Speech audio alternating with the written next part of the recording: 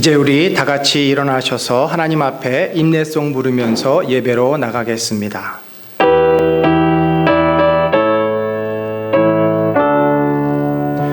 하늘에 가득 찬 영광의 하나님, 온 땅에 충만한 존귀하신 하나님, 생명과 비중 지혜와 권능으로 언제나 우리를 지키시는 하나님, 성부와 성자와 성령 삼위의 하나님, 우리 예배를 받아주시옵소서. 아멘. 한 주간을 돌아보시면서 참회의 기도를 주님께 올리겠습니다.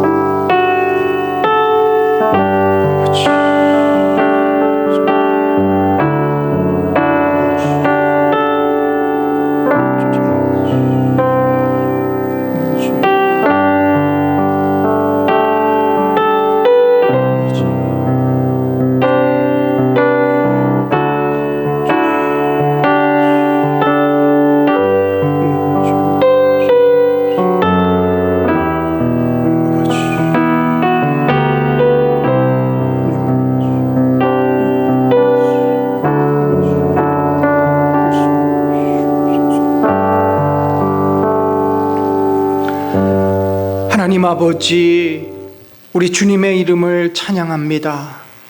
하나님의 이름은 영원전부터 계시고 영원까지 계시는 참으로 만왕의 왕이심을 고백합니다. 우리가 이 세상에 그 어떠한 이름이 아니라 바로 우리의 창조주 되시고 우리를 사랑하셔서 우리를 죄악 가운데 구원해 주신 우리 주 예수 그리스도의 이름으로 이 자리에 모여 하나님께 우리의 마음을 드리며 고백하고 예배드리게 하시니 감사합니다. 주님, 지금은 저희들이 코로나로 인해서 한자리에 함께 모여 예배는 못 드리지만 그러나 우리가 각자 있는 자리에서 성령께서 함께 하심을 확신하며 그 은혜 가운데 한 마음으로 주님 바라보고 있사오니 주여, 주님께서 우리의 마음과 이 예배를 받으시고 아버지, 이 땅을 고치시고 이 땅을 회복하시며 이 땅에 주의 놀라운 은혜를 베풀어 주시옵소서. 겸손히 참으로 자기의 죄를 고백하고 하나님의 은혜를 구하는 자들 앞에 주께서는 반드시 그 은혜를 베풀어 주실 줄 믿습니다. 한국교회를 긍휼히 여겨주시고 우리 사랑하는 은혜 나는 공동체를 긍휼히 여겨주시고 우리 사랑하는 성도들 한 영혼을 만져주셔서 주님 앞에 온전히 회복되고 일어서는 귀한 삶이 되도록 축복하여 주옵소서. 오늘 예배 가운데 함께 하시고 영광 받으시기를 원하며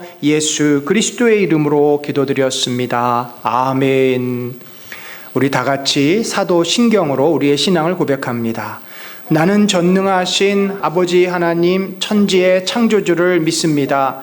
나는 그의 유일하신 아들 우리 주 예수 그리스도를 믿습니다. 그는 성령으로 잉태되어 동정녀 마리아에게서 나시고 본디오 빌라도에게 고난을 받아 십자가에서 죽으시고 장사된 지 사흘 만에 죽은 자 가운데서 다시 살아나셨으며 하늘에 오르시어 전능하신 아버지 하나님 우편에 앉아 계시다가 거기로부터 살아있는 자와 죽은 자를 심판하러 오십니다. 나는 성령을 믿으며 거룩한 공교회와 성도의 교제와 죄를 용서받는 것과 몸의 부활과 영생을 믿습니다. 아멘. 자리에 앉으셔서 우리 다 같이 나 무엇과도 주님을 바꾸지 않으리, 우리 믿음으로 고백합시다.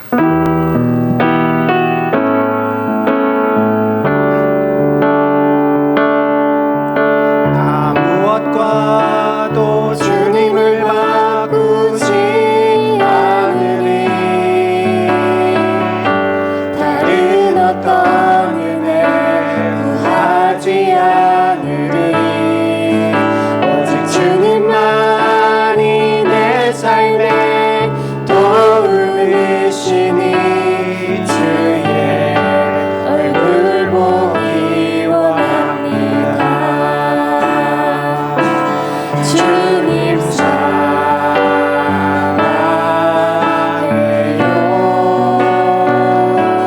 온 마음과 정성 다해 하나님의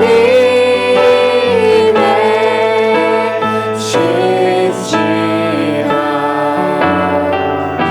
친구 되기 원합니다. 나 무엇과도 주님을 바꾸지 않으리,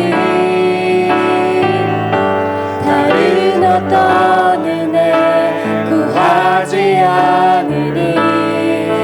오직 주님만이 내 삶의 도움이시니 주의 얼굴 보기 원합니다. 주님 사랑해요.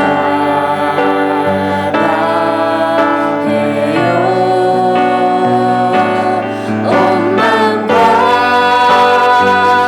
정성 다해 하나님의 신실한 친구 되기 원합니다. 진실하게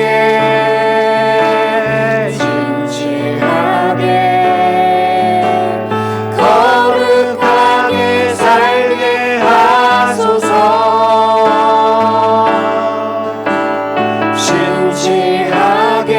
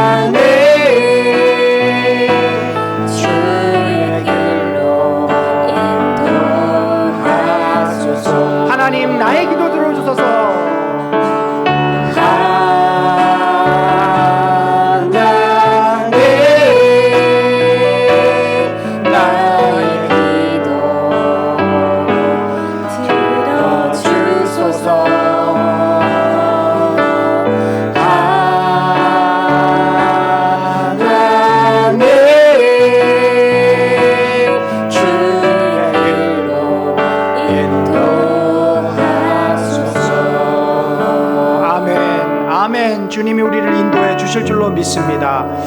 이 시간에는 우리 성도들 가운데 두 가정을 위해서 같이 기도하도록 하겠습니다.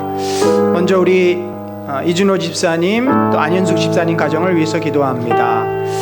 특별히 우리 이준호 집사님 직장에서 믿음의 사람으로 모든 것 잘 감당할 수 있고, 안현숙 집사님 영육간의 강건함에 힘을 주시옵소서. 우리 성민이가 더 믿음 굳건히 하나님을 향해서 마음 열고 또 현재 학생으로서 최선을 다하게 하여 주옵소서. 또 우리 이기철 신민정 집사님 가정, 이기철 집사님 삶에 건강 주셔서 또 직장생활 잘 감당하고 특별히 믿음이 흔들거리지 않고 견고한 신앙을 갖고, 우리 신민정 집사님 역시 말씀 안에서 늘 풍성한 은혜 누리게 하시고, 우리 승민이도 학업 가운데 주님 주신 비전을 따라 최선을 다하게 하여 주옵소서. 우리 이 두 가정을 위해서 같이 기도하겠습니다. 하나님 아버지, 주께서 주신 귀한 믿음의 가정들을 하나님께서 인도하여 주심을 감사합니다. 아버지와 저희들은 참 연약하지만 서로를 위해서 중보하며 기도할 때 하나님이여 이 기도가 이 가정마다 온전히 이루어질 줄로 믿습니다. 하나님의 놀라운 역사하심과 하나님의 은혜가 이 가정마다 이루어지게 하여 주옵소서. 성령이여, 저희들은 연약합니다. 그러나 하나님이 말씀하여 주시고 하나님이 채워주시고 하나님이 놀라운 능력으로 인도해 주실 줄로 믿습니다. 주여, 주의 은혜를 더하여 주옵소서. 하나님의 능력으로 저들의 삶이 온전히 회복되어지고 하나님의 말씀으로 온전히 주님 앞에 나아가는 귀한 믿음의 가정들이 되어지게 하여 주옵소서. 하나님의 연약한 가정을 주님이 세우시옵소서. 하나님의 영광 가운데 거해 주시고 하나님의 뜻이 온전히 이루어질 수 있는 능력이 주님의 임하기를 원합니다. 주여, 말씀하시옵소서. 깨닫게 하시옵소서. 순종하게 하시옵소서. 아버지와 성령의 충만함으로 이끌어 주시고 두 아이들 아버지 정말 최선을 다하며 진로를 인도하고 하나님 함께 해주시고, 또 우리 아버지 이기철 집사님 또 아버지 이재명 집사님 그 삶에 동행하시며 강건함을 주시고 믿음으로 모든 직장생활 감당하게 하시고, 안 집사님도 아버지 영육간의 강건함의 힘을 더하여 주셔서 이 두 가정이 정말 주님 앞에 귀하게 쓰임받는 믿음의 가정들이 되도록 인도하여 주시옵소서.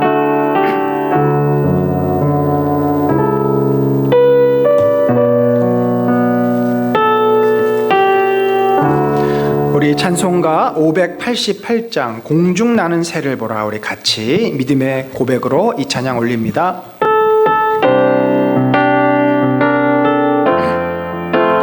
공중 나는 새를 보라, 농사하지 않으며 곡식 모아 곡간 안에 들인 것이 없어도 세상 주관하는 주님 새를 먹여주시니 너희 먹을 것을 위해 근심할 건 무엇냐. 들의 배가 발을 보라, 길쌈 수고 안 해도 솔로몬의 입은 옷도 이곳만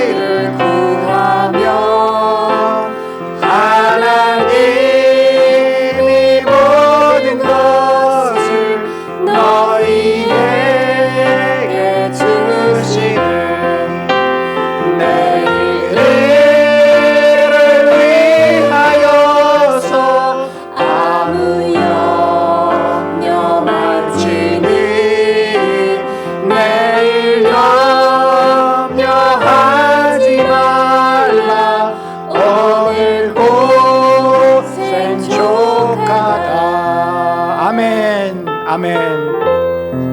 우리 이 시간에는 우리 자신과 나라와 우리 교회를 위해서 기도합시다.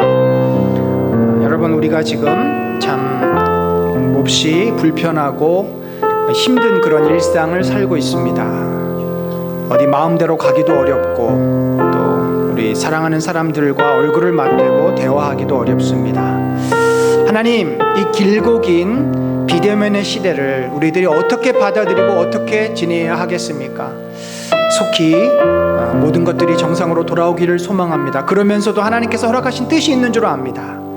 우리들이 이럴수록 더 내 자신의 내면을 살펴보고 특별히 주님 안에서 나의 모습을 보게 하시고 주님과 한 걸음 더 가까이 날마다 주님과 동행하는 믿음의 깊은 영적인 성장과 변화들이 일어나게 하소서. 특별히 교회 공동체가 모이기 힘든 상황이지만 우리들이 서로를 위해서 중보하며 더 마음 깊은 곳에 사랑하고 위로하고 격려하는 교제가 풍성해지게 하시고, 그래서 이 은혜 나는 공동체가 이 시대에 하나님의 뜻이 드러나는 하나님의 영광을 드러낸 참된 교회로 성장해 가도록 축복하여 주옵소서. 우리 같이 기도하겠습니다. 하나님 아버지, 저희들이 연약함을 아십니다. 우리들이 부족합니다. 이 모든 힘들고 어려운 상황에서 하나님이 우리들에게 놀라운 아버지의 축복의 기회와 회복의 은혜를 주실 줄 믿습니다. 아버지여, 주님께서 저희들을 아버지여 인도하여 주시고 영광중으로 아버지여 이끌어 주시옵소서.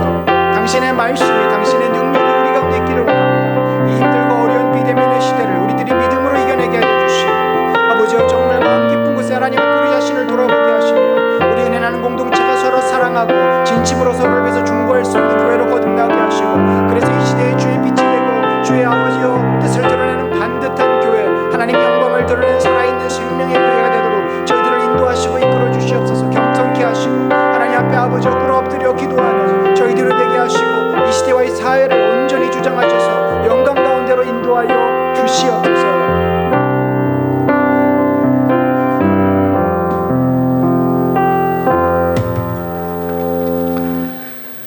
하나님 감사합니다.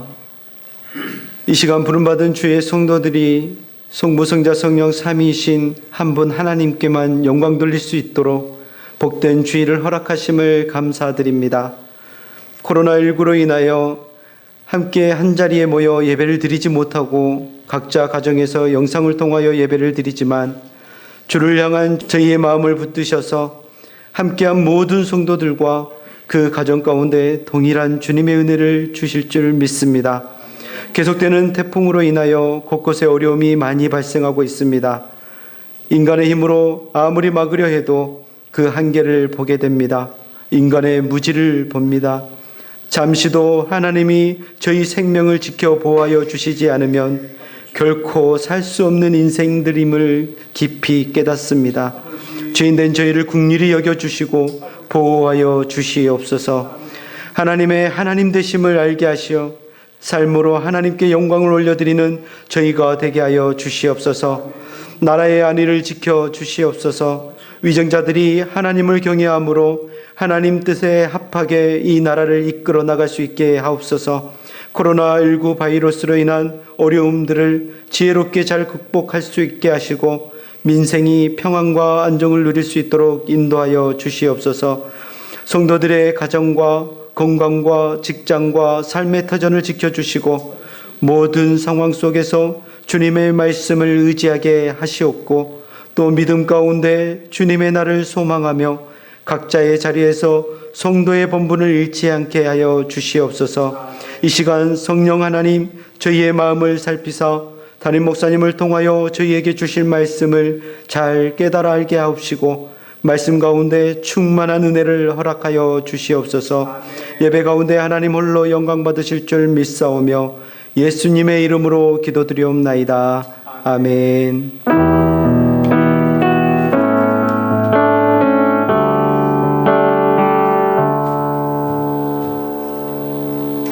이제 우리 다 같이 그 자리에서 일어나셔서 헌금 봉헌하겠습니다.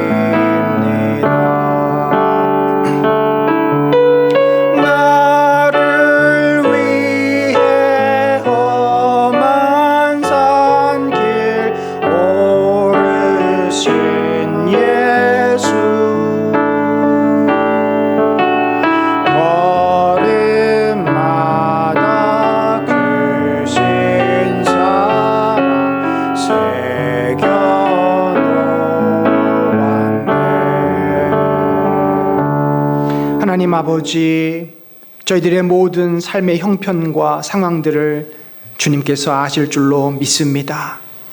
참으로 우리가 주님 앞에 나와서 예배드리게 하시고 하나님의 은혜로 이 땅을 살아가게 하심을 감사합니다. 내가 가지고 있는 그 재물과 건강과 또 내 힘이 하나님이 아니요, 참으로 그것들은 주께서 우리에게 이 땅에 살아가는 동안 지혜롭게 잘 쓰라고 맡겨주신 것들임을 고백합니다.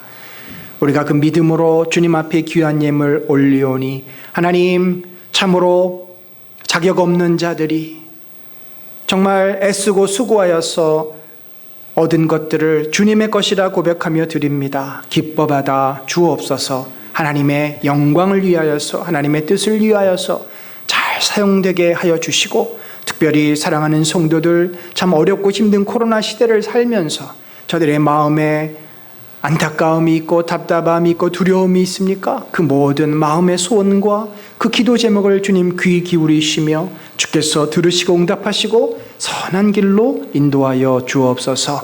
모든 것을 감사드리오며 예수 그리스도의 이름으로 기도드렸습니다. 아멘. 자리에 앉겠습니다. 우리 광고 말씀 같이 나누겠습니다. 정부의 방역 2.5단계가 한 주 더 연기가 됐습니다.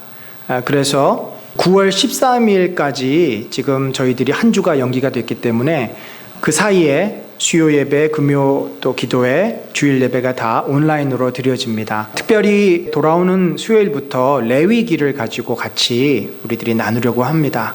여러분들, 레위기가 얼마나 정말 조직적이고 체계적이고 은혜가 넘치는 말씀인지 이 수요 예배 함께 참석하셔서 귀한 은혜 받으시기를 바라고요.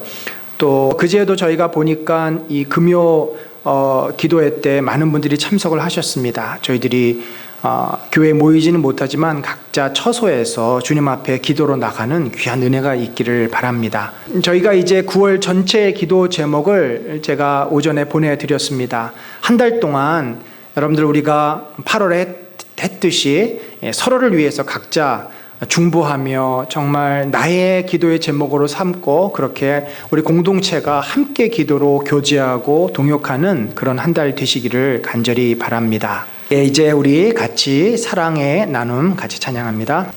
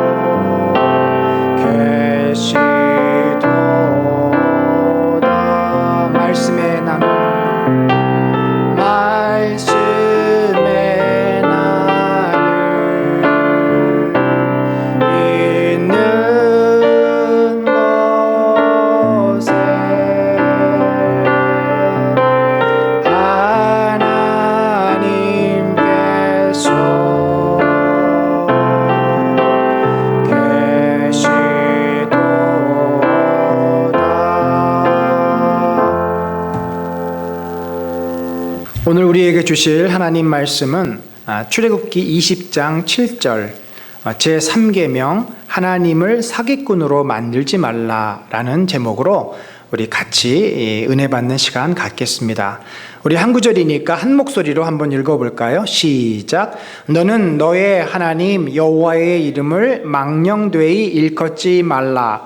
나 여호와는 나의 이름을 망령되이 일컫는 자를 죄 없다 하지 아니하리라. 아멘. 여러분, 교회에서 보면요, 이 수요 예배, 금요 철야 기도회를 정말 빠짐없이 출석하시는 분들이 있습니다.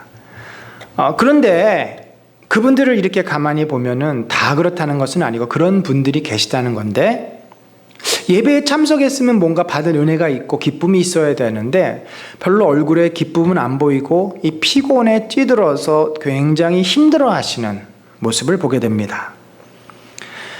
피곤한 가운데 예배에 참석하다 보니까 예배 시간에 기도를 해야 되는데 그 시간에 졸고 있습니다. 여러분, 왜 이렇게 피곤한데 억지로 와서 그 자리에 앉아 있을까요? 예배를 드릴까요? 정말 하나님을 경외하고 사랑해서 그 자리에 와 있는 걸까요? 그렇다면 정말 그 마음이 있다면 하나님께서 그 연약한 육신을 아시기 때문에 그 예배를, 그 마음을 기쁘게 받으실 것입니다. 그런데 만약에 그 마음에 내가 피곤하지만 힘들지만 이 자리에 와서 앉아 있지 않으면 나에게 나쁜 일이 생길지 모르겠어. 내가 이렇게 예배를 만약에 빠지면 하나님 내 기도를 들어주시지 않을 거야. 그런 마음 때문에 너무너무 힘들지만 예배를 참석했다면 과연 그분은 하나님을 제대로 알고 믿고 있는 것인가? 라는 생각을 해보게 됩니다. 여러분, 정말 하나님이 예배에 빠지면 벌을 주시고 예배에 잘 참석하면 복을 주시는 분이십니까? 우리는 하나님에 대해서 사실 잘못 알고 있는 것들이 너무나 많습니다. 우리가 하나님을 제대로 알지 못하고 믿으니 그것은 잘못된 신앙, 곧 미신적인 신앙으로 흘러가게 됩니다. 여러분, 그러한 미신적인 신앙이 모여서 이 한국교회 이상한 기독교가 된 것이 아닙니까? 신앙의 가장 기초이면서 가장 중요한 것, 그것은 바로 우리가 믿는 하나님이 도대체 어떤 분인지, 우리 하나님은 누구신지를 정확하게 바르게 알고 그리고 믿는 것입니다.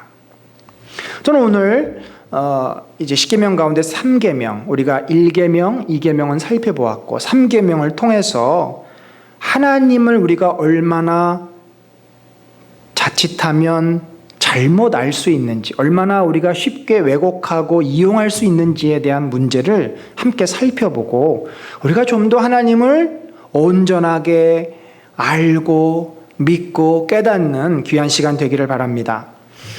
여러분, 우리가 오늘 읽은 이 출애굽기 20장 7절에 여호와의 이름을 망령되게 부르지 말라, 이 망령되다는 말씀을 우리들이 좀 생각해 봅시다. 비록 우리들이 어떤 우상을 만들어 놓고 집에서 절을 하지 않아도 만약에 우리가 그 하나님이라고 하는 어떤 대상을 잘못 알고 잘못 믿으면 결국 그것은 나중에 결과론적으로 우상 숭배하고 똑같아지는 겁니다. 내가 입으로 부르는 그 하나님이 성경에서 말하고 있는 하나님하고 연결되지가 않으면 그것은 잘못 믿는 거죠. 그러니까 내가 무엇을 믿느냐는 내 머릿속에 있는 그 하나님이라는 단어가 중요한 게 아니라 그 단어 속에 담겨져 있는 그 내용이 중요한 것입니다. 여러분, 이 망령되다라는 의미는 헛되다, 헛되다라는 뜻, 또 무가치하다.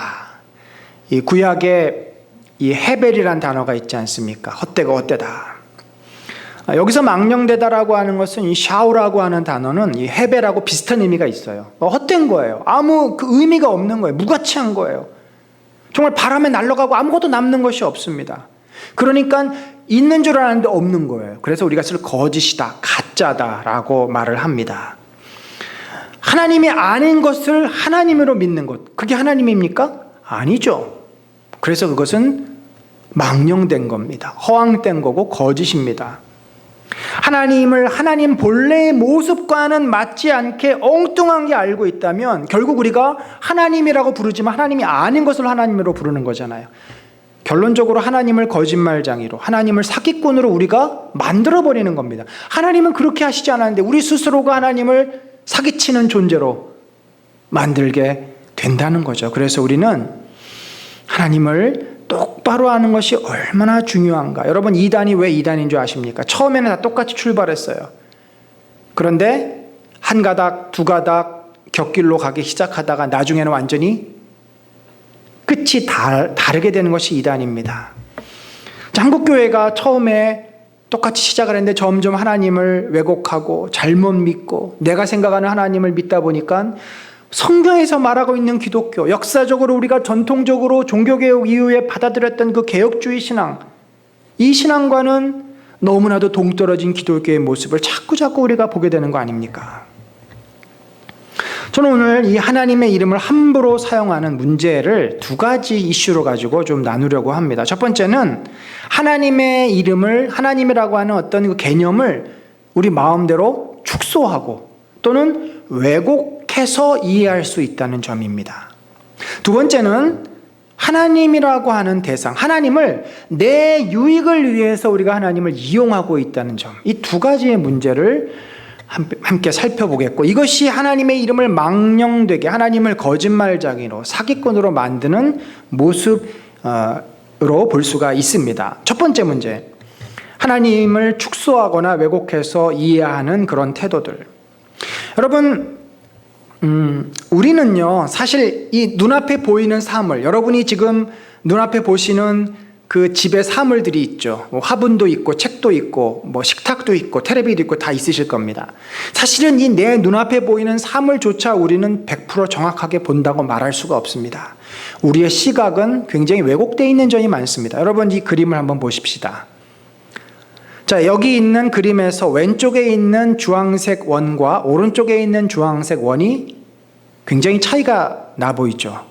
오른쪽이 훨씬 커 보입니다. 그런데 놀라운 것은 이 원은 똑같은 겁니다.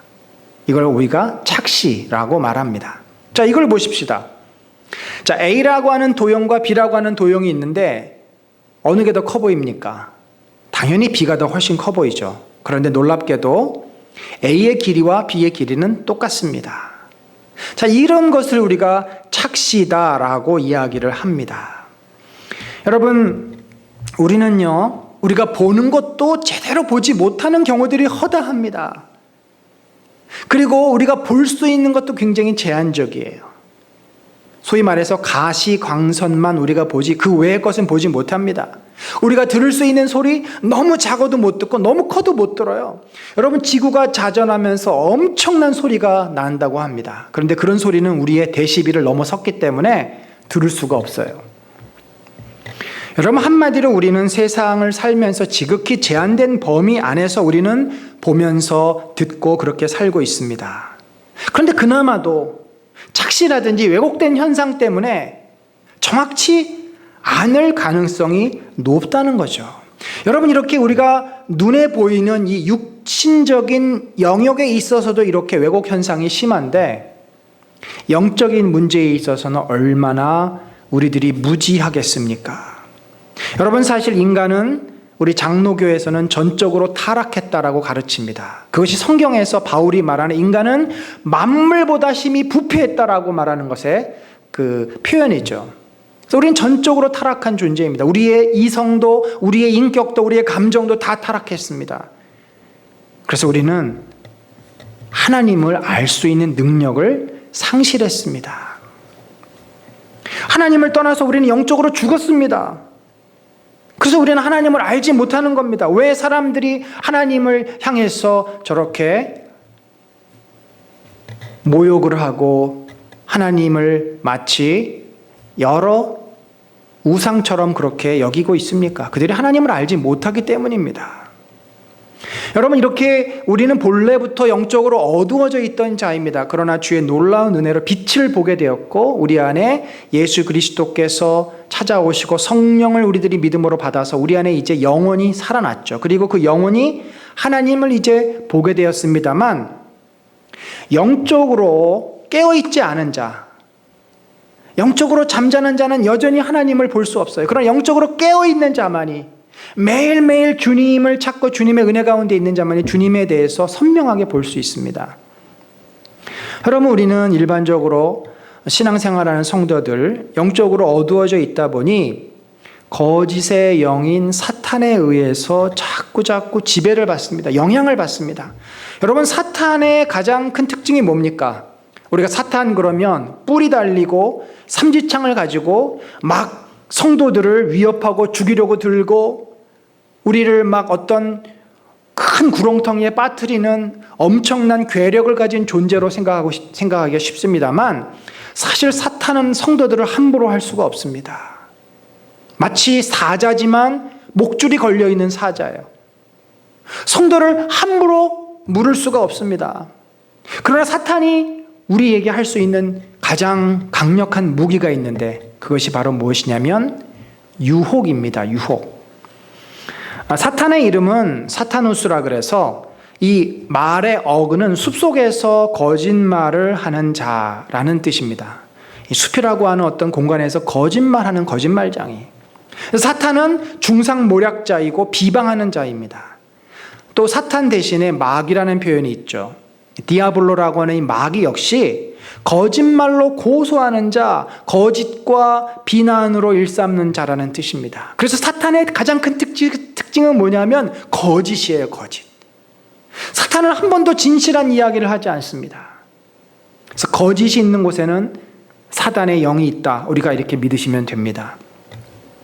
우리가 창세기를 볼 때 사단이 어떻게 인간을 유혹했고 인간이 어떻게 그 사단에게 넘어갔는지를 알 수 있습니다. 하나님께서는 아담과 하와에게 이렇게 말씀하셨어요. 각종 나무의 열매는 내가 임의로 먹되.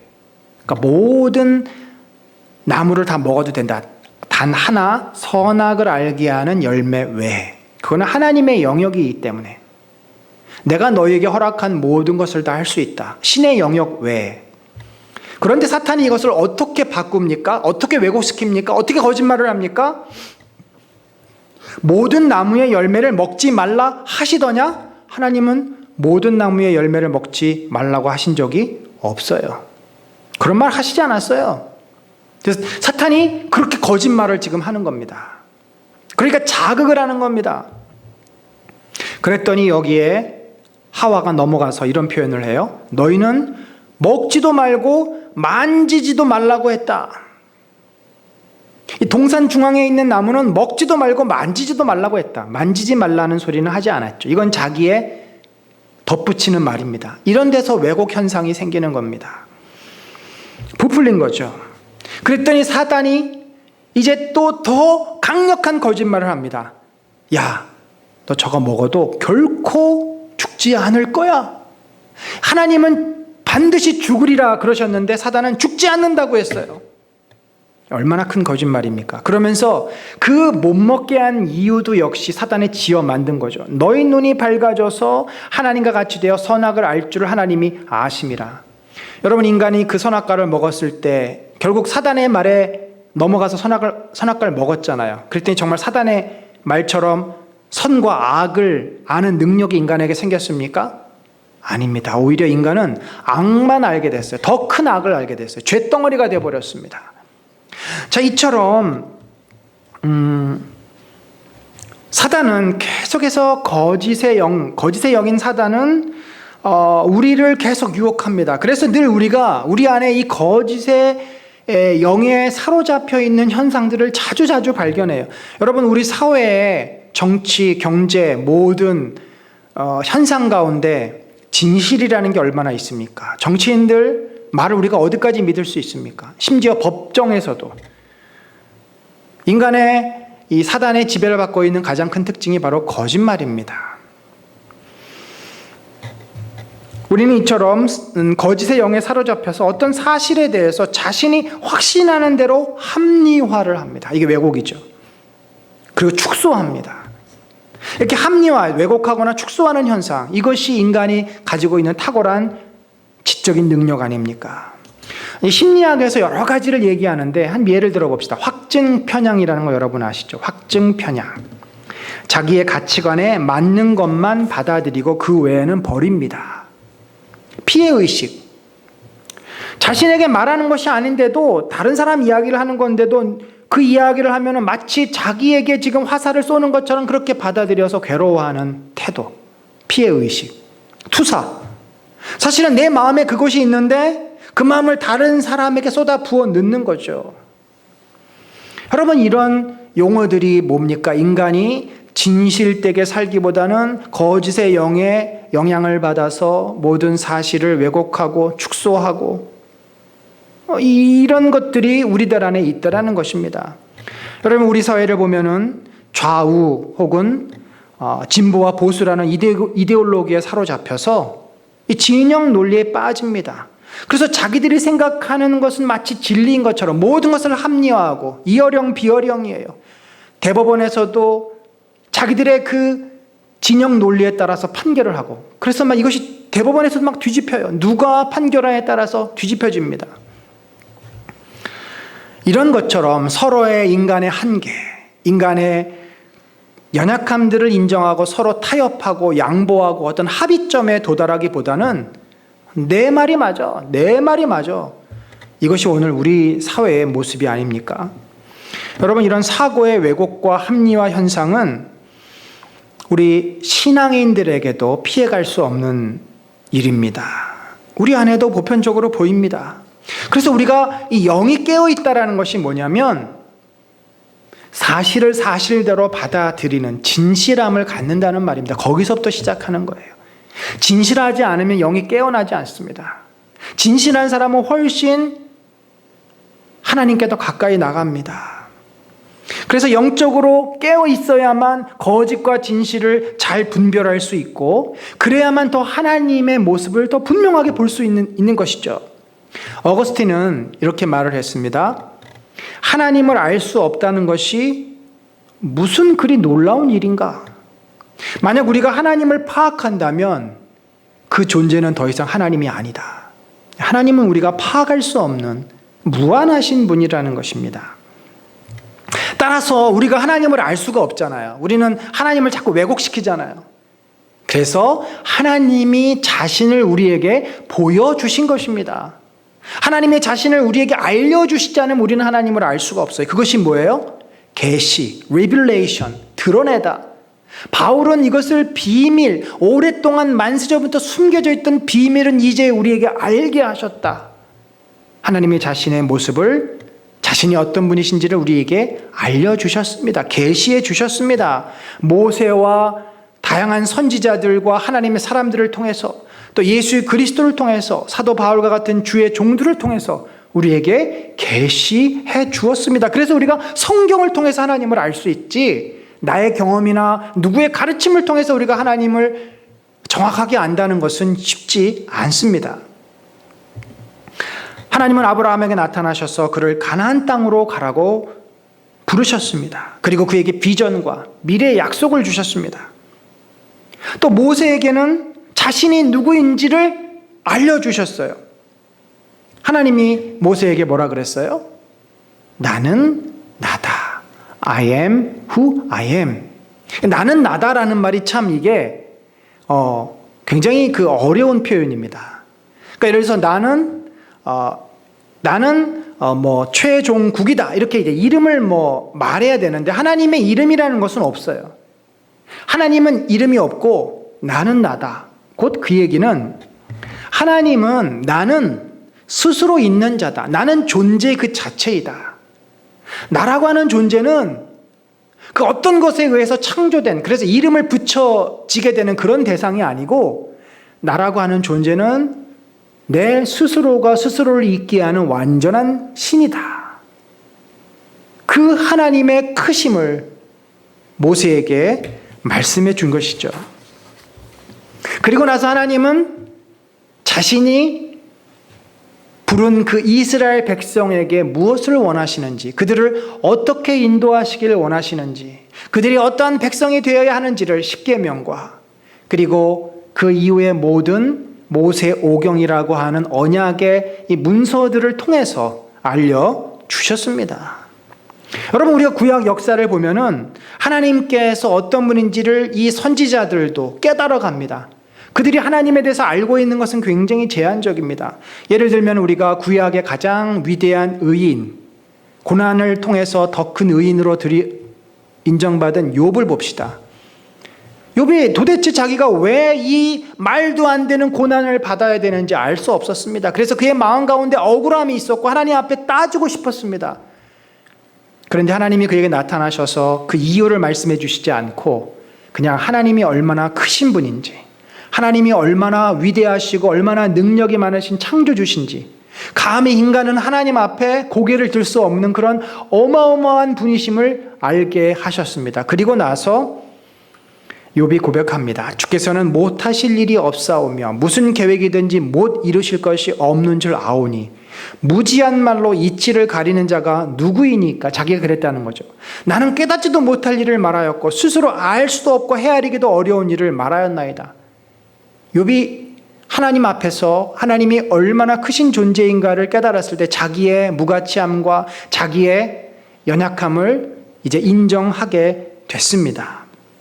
그리고는 그가 이렇게 또 고백합니다. 내가 주께 대하여 귀로 듣기만 하였사오나 이제는 눈으로 주를 배움나이다. 더 주님을 선명하게 경험했다라는 거예요. 더 하나님이 얼마나 위대하시고 큰 존재인지를 이제 자기가 피부로 깨달았다는 겁니다. 고난을 통해서. 그러므로 내가 스스로 거두어드리고 나의 이 하나님에 대한 원망과 내 이 의롭다라고 스스로 생각했던 교만함들을 거두어드리고 티끌과 재 가운데서 회개하나이다. 욥은요 굉장히 정직한 사람입니다. 진실하기 때문에 하나님을 만난 거예요. 처음에는 자기는 의롭잖아요. 자기가 아무리 생각해도 죄를 진 게 없어요. 그러나 나중에 그 하나님 앞에 서니까 자기가 얼마나 연약하고 먼지와 같은 존재인지를 깨달은 겁니다. 그리고 그것을 고백하는 거예요. 자기의 어떤 윤리적인 행위를 말하는 게 아니라 존재. 그러니까 욥이라는 인생 그 자체가 하나님 앞에 얼마나 무가치하고 아무 가치도 없는 존재인지를 고백한 것입니다. 엘리야는 하나님께서 바알 선지자들과 아세라 선지자들을 모아놓고 불을 내리고 그들을 다 죽게 했기 때문에 이제는 세상이 뒤집어질 줄 알았어요.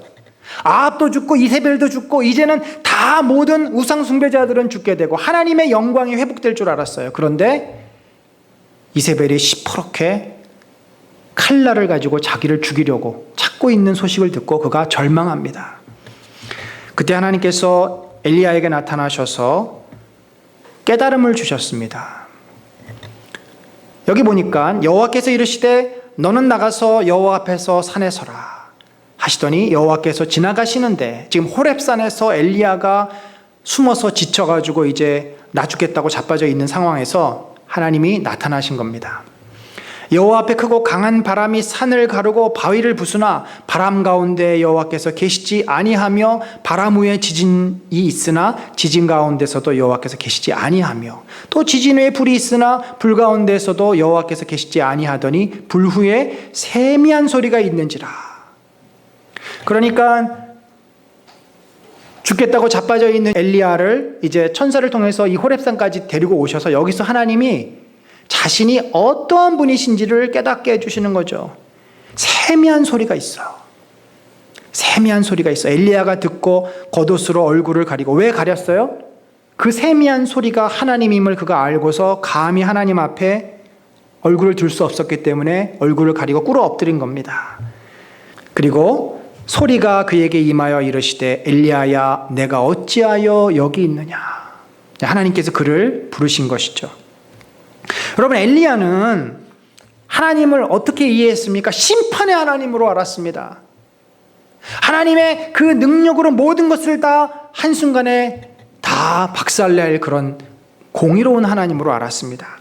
물론 하나님은 심판의 하나님이시고 공의로운 하나님이신다만 하나님의 뜻과 섭리와 계획은 엘리야가 생각하는 그런 방식으로 이루어지지 않았습니다. 결국 엘리야는 여기서 이제 다른 사명을 받고 또 이 아합의 일가를 심판하는 일은 예후에게 맡겨지게 됩니다. 요나는 어떻습니까? 요나는 하나님이 니느웨에 가서 저 아수르 백성이 이제 곧 멸망을 받을 테니까 저들을 회개케 하라라고 하는 말씀 앞에 그는 그것이 너무나 용납이 안 되고 싫어서 도망쳐 버렸어요. 세상에 그런 선지자가 어디 있습니까? 하나님께서 명령을 하셨으면 싫어도 순종해야 하는 것이 선지자의 사명이거늘 자기가 도무지 용납할 수 없고 받아들일 수 없다고 그냥 차라리 나 죽겠다고 바닷물에 풍덩 뛰어들지 않습니까? 그래서 요나가 말하자면 요즘 말로 하면은 완전히 미친 짓을 한 거죠. 그래서 그것이 놀랍게도 그런데 고래 뱃속에서 3일 만에 살아나는 그 스토리가 놀랍게도 예수님의 부활을 상징하는 이야기가 되어버렸어요. 그래서 이 구약의 선지자 중에 신약에서 제일 많이 등장하는 게 요나 아닙니까? 툭하면 그 요나의 사인을 예수님이 말하십니다. 마지막에 억지로 이제 아수르에 가서 하나님의 심판을 선언했더니 아수르 사람들이 다 회개했어요. 그때 요나는 심통이 나가지고 이제 그러고 앉아있는데 하나님이 이 이야기를 하십니다. 하나님이 요나에게 이르시되 내가 이 박넝쿨로 말미암아 성내는 것이 어찌 옳으냐. 요나가 앉아있던 그 자리 위에 박넝쿨이 이렇게 있어 드리워서 햇볕을 가렸는데 그게 이제 말라버리니까 막 불평원망하는 거예요. 햇볕이 얼마나 따갑습니까? 하시니 그가 대답하되 내가 성내어 죽기까지 할지라도 옳으니이다. 그러니까 요나가 하나님 앞에 지금 개기는 겁니다. 그러면 이게 지금 하나님 나한테 이러실 수 있어요? 지금 따지는 거예요. 그때 하나님께서 여호와께서 이르시되 내가 수고도 아니하였고 재배도 아니하였고 하룻밤에 났다가 하룻밤에 말라버린 이 박넝쿨을 아꼈거든. 왜 아껴요? 그것이 그늘을 드리워주니까. 하물며 이 큰 성읍 니누에는 좌우를 분별하지 못하는 자가 12만여 명이요 가축도 많이 있나니 내가 어찌 아끼지 아니하겠느냐. 요나가 아는 하나님은 어떤 분이었습니까? 저 이방 민족, 우리를 괴롭혔던 아수르 민족을 멸망시키는 하나님이었는데 지금 요나에게 나타나신 하나님은 어떤 하나님이십니까? 그 원수 같은 이방 민족을 불쌍히 여기시고 긍휼히 여기시고 그들에게 자비를 베푸시는 사랑의 하나님이셨습니다. 여러분, 우리는요, 성경에서 드러난 하나님의 여러 모습들을 좀 잘 알아야 됩니다. 우리가 성경을 너무 읽지도 않고 알지도 못하면서 내 마음대로 하나님을 상상하고 생각하고 판단합니다. 여러분, 얼마나 성경을 제대로 알고 계십니까? 대부분 여러분이 알고 있는 하나님, 예수님의 모습, 내가 그전에 어디서 들었고 어디서 읽었고 어디서 배웠던, 아니 내가 생각했던 그런 하나님, 그런 예수님을 알고 계시지는 않습니까? 우리는 분명히 내가 믿고 알고 고백하는 그 하나님이 정말 성경에서 말씀하고 있는 예수님인지 하나님인지에 대해서 우리는 검증을 받아야 합니다. 그래서 늘 주의 말씀이 내 손에서 떠나면 안 되는 거죠. 그 말씀이 우리를 인도하도록 나를 그 성경 말씀에 맡겨야 됩니다. 잘못하다가는 우리의 생각으로, 우리가 여기저기서 주워 들었던 그 잡다한 지식으로 하나님을 왜곡하거나 축소하거나 하나님이 아닌 것을 하나님으로 알면서 살 수가 있는 겁니다. 그래서 우리는 성경 말씀을 배워야 합니다. 깨달아 알아야 합니다. 그 속에서 드러나신 하나님의 모습이 어떠한지, 하나님이 우리에게 무엇을 보여주시는지, 하나님께서 우리에게 어떤 걸 원하시는지. 왜 우리가 성경 공부를 하고 성경을 읽어야 됩니까? 그것이 결국 우리의 신앙의 매우 중요한 과정이기 때문에 그렇습니다. 저는 여러분 모두가 우리 은혜나는 공동체, 저는 이 은혜나는 공동체 하나님께서 불러주시고 모으게 하신 귀한 공동체라고 믿습니다.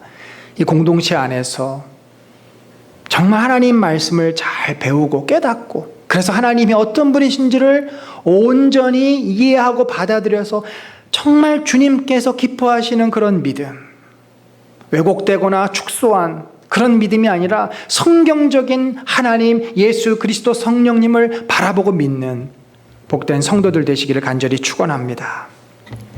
두 번째 문제인데, 우리가 하나님에 대해서 잘못 알고 있다 보니까 어떻게 돼요? 하나님을 내 유익을 위해서 이용하게 됩니다. 잘못 알고 있다 보니까. 그리고 내가 유익한 대로 하나님을 또 왜곡해서 이해를 해요. 그것이 서로 상관관계가 있습니다. 여러분, 우리가 분명히 알아야 됩니다. 하나님은 우리를 위해서 존재하는 우상과 같은 분이 아닙니다. 하나님이 우리를 위해서 있는 것이 아니라 우리가 하나님을 위해서 존재합니다. 성경에서 이 하나님을 이용하는 매우 좋은 예가 있습니다. 바로 예수님께서 그 예를 우리에게 알려주셨어요. 자, 마태복음에 보면은 이 맹세에 대한 이야기가 나옵니다. 나는 너에게 이르노니 도무지 맹세하지 말지니. 맹세하지 말라 그래요. 당시에 유대인들은요, 이 맹세를 악용했습니다. 원래 이 고대 시대에는요, 아무리 서로 약속을 해도 그 약속을 깨트리기가 쉬웠고, 또 법정에서 어떤 증거물을, 과학적인 증거물을 제시하기가 참 어려웠습니다. 그래서 그 사람들이 끝까지 고백하지 않고 버티면 입증할 수가 없는 경우가 많았습니다. 그래서 그 고대 시대 때 이 중요한 법정 증거로 사용된 것이 맹세입니다. 너가 분명히 하늘과 땅에 맹세하느냐? 만약에 네가 이 사실이 아닌 것이 밝혀지면 너는 저주를 받는다. 고대 시대에는 신들의 시대 아닙니까? 그래서 저주를 받는다는 것은 굉장히 두려운 일이었어요. 평생 내가 그걸 마음의 짐을 가지고 살아야 돼요. 자기가 만약에 거짓말로 맹세를 했는데 저주를 받는다고 사람들이 다 선포했어요. 법정에서. 그러면 정말 나는 그 저주를 언제 받을지 모르는 두려움 때문에 아마 그 사람은 얼마 가지 못해서 스스로 그 스트레스 때문에 죽게 될지도 모릅니다. 그만큼 이 맹세라고 하는 것은 어떤 객관적인 증거보다 이 효력이 있는 것이었어요. 그래서 맹세를 고대 시대에는 활용을 했습니다. 뭐 하나님의 이름에 맹세하기도 하고 또 뭐 하늘과 땅에 맹세하기도 하고 자기 목숨을 걸고 맹세하기도 하고. 그런데 이것이 이제 오랜 시간이 지나면서 점점 악용이 됩니다.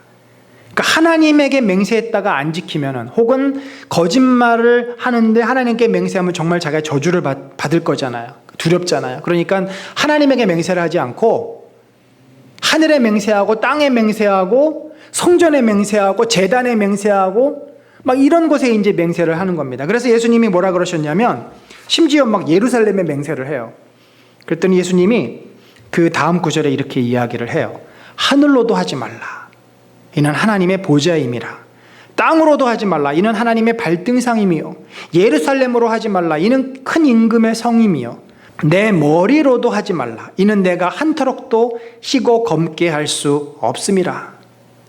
그러니까 예수님 말씀은 너희가 아주 그 잔머리 굴려가지고 이렇게 맹세해서 빠져나가려고 그러는데 도대체 맹세라는 것을 하지 말라. 그냥 진실하게 예면 예고 아니면 아니라 그래야지 그 허튼 수작으로 맹세한답시고 거짓말하고 이렇게 위선적인 삶을 살지 말라는 이야기입니다. 여러분, 오늘날은 우리가 하나님을 어떻게 이용할까요? 여러분, 우리 마음속에 하나님을 가장 보편적으로 이용하는 것이 있는데 뭐냐면 하나님을 우리의 수호신으로 생각합니다. 가디안으로 생각해요. 하나님은 우리의 안전을 보장해 주는 분이야. 물론 이 말 자체는 맞습니다. 다윗은 늘 그렇게 고백합니다. 여호와가 나의 피할 산성이요 나의 바위다. 그건 믿음의 고백이지 그것이 하나님의 존재 이유는 아닙니다. 우리가 하나님한테 가장 크게 기대할 것이 그것은 아니에요. 우리가 하나님의 백성이기 때문에 하나님께서 우리를 보호해 주시는 거예요. 나중에 이제 내년 초쯤에 아마 지금 생각을 언약에 대해서 제가 여러분하고 좀 깊게 다루려고 합니다. 이 언약에 있어서 하나님은 절대적으로 우리를 보호해 주시는 분이에요. 언약의 출발점이에요. 하나님의 보호는.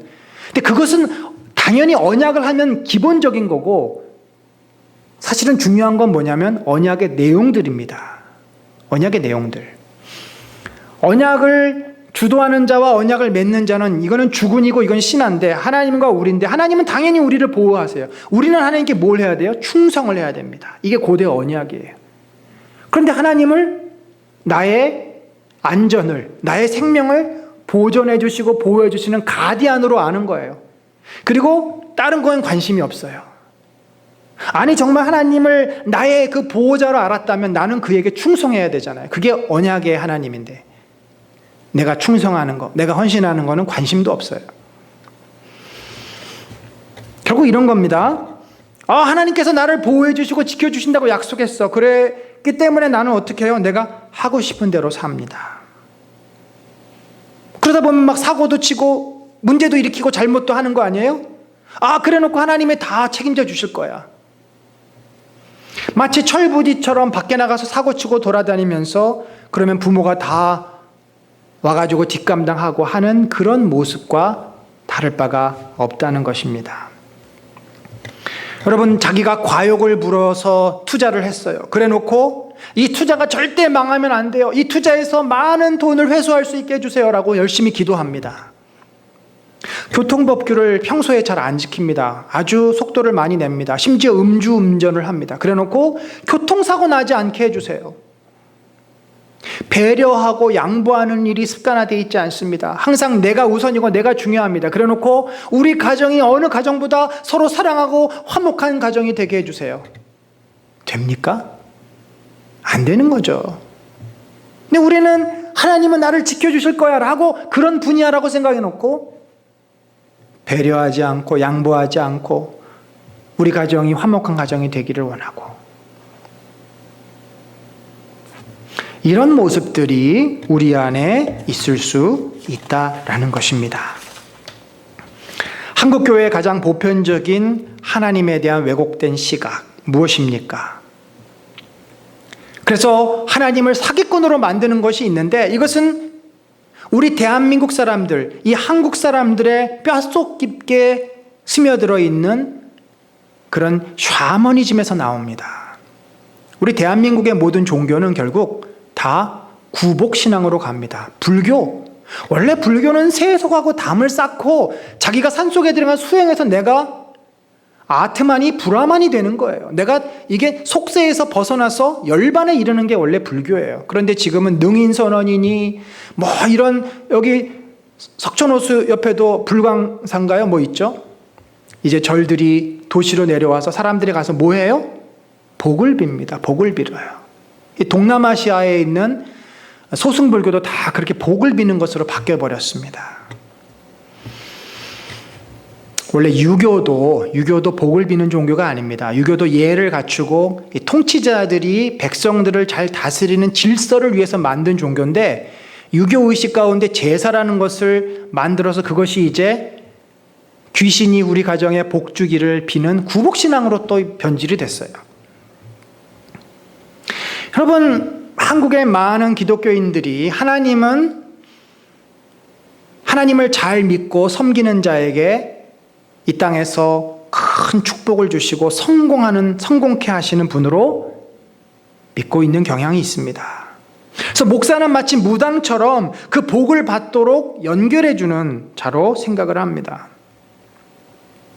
하나님을 잘 믿으면, 교회에 헌신하면 헌신한 만큼 하나님께서는 이 땅에서 성공하도록, 이 땅에서 잘 먹고 잘 살도록 축복해 주시는 분으로 알고 있습니다. 여러분, 우리 실제 경험을 한번 생각해 봅시다. 과연 우리가 열심히 기도하고 예배드리고 헌금하면 우리의 직장 생활에서 승승장구할까요? 과연 우리의 사업이 성공하고 우리의 자녀의 앞길이 탄탄대로가 열리고 우리는 늘 건강할까요? 실제는 보면은 아무리 신앙생활을 진실하게 잘 해도 경제적으로 어려움이 찾아오는 경우가 있습니다. 아무리 내가 믿음 생활 잘했지만 몸이 아픈 분들이 있어요.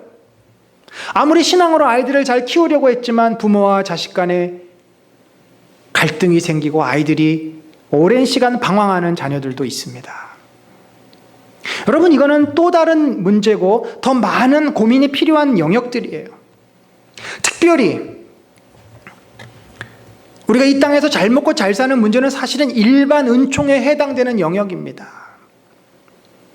물론 하나님께서 하나님의 뜻을 위해서 우리에게 축복하실 수 있고 길을 열어주실 수 있어요. 형통하게 하실 수 있어요. 우리가 정말 그것이 필요하면 하나님 반드시 주십니다.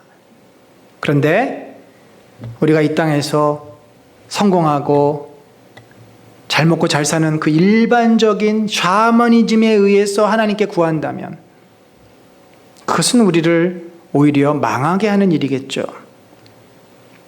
여러분, 정말 하나님의 관심은 우리가 이 땅에서 성공하고 잘 먹고 잘 사는 것일까요? 그것이 아브라함에게 말했던 축복 가운데 얼마나 많이 차지하겠습니까?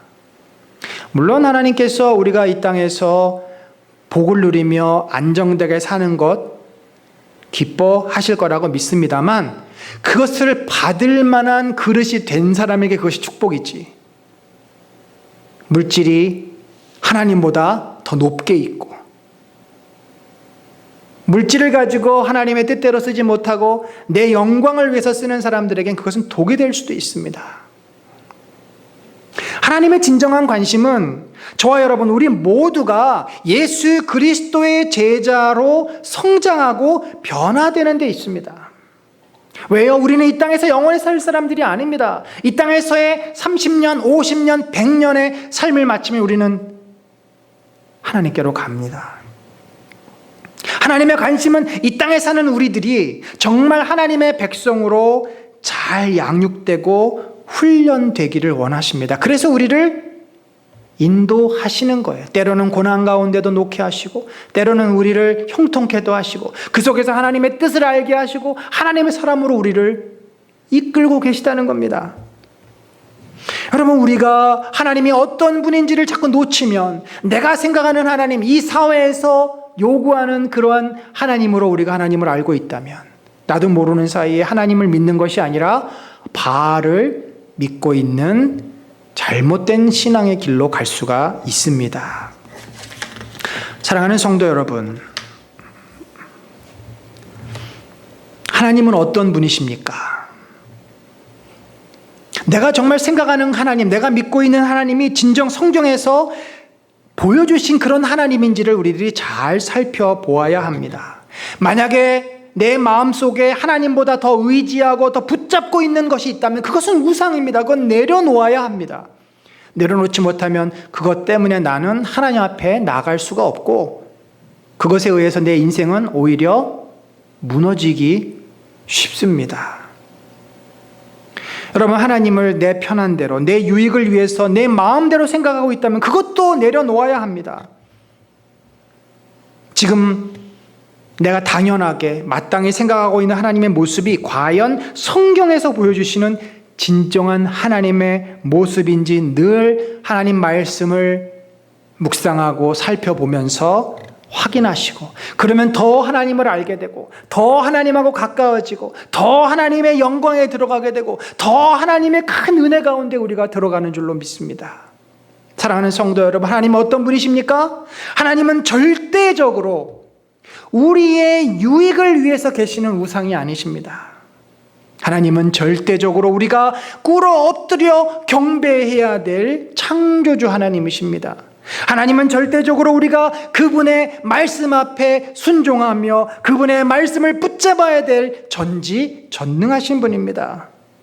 하나님은 절대적으로 우리가 마음을 들이며 우리가 사랑하고 헌신해야 될 우리의 아버지 되십니다. 사랑하는 성도 여러분, 이 영광의 하나님, 감히 인간으로서 만날 수도 없고 상상할 수도 없었던 그 영광의 하나님을 우리가 알게 된 거 아닙니까? 이 얼마나 큰 축복입니까?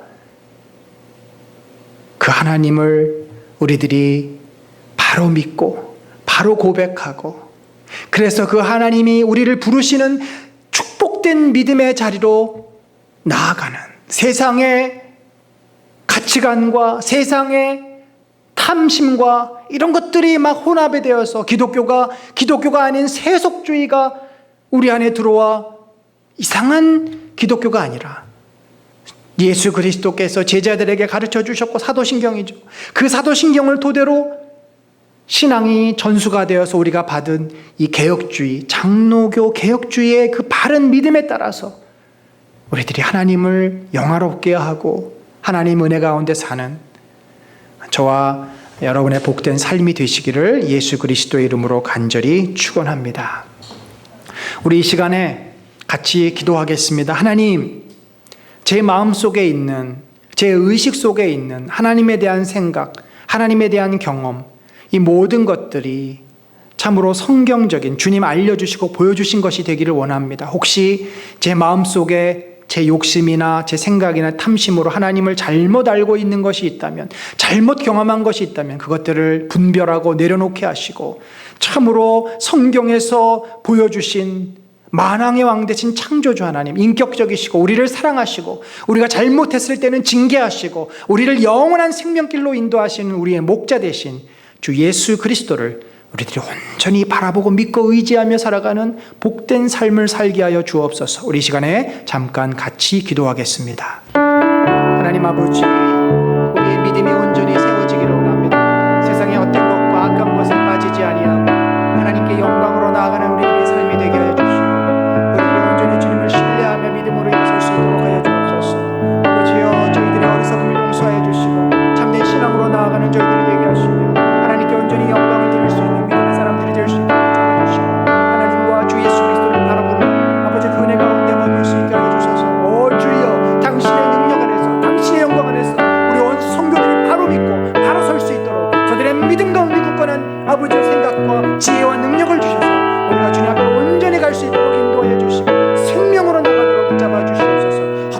세상을 버리고 온전히 주님께 나가는 우리 사랑하는 모든 성도들 되도록 저들의 삶과 저들의 가정과 저들의 일터 위에 함께하여 주시옵소서. 주님의 놀랍고 크신 은혜로 충만케 하여 주시옵소서.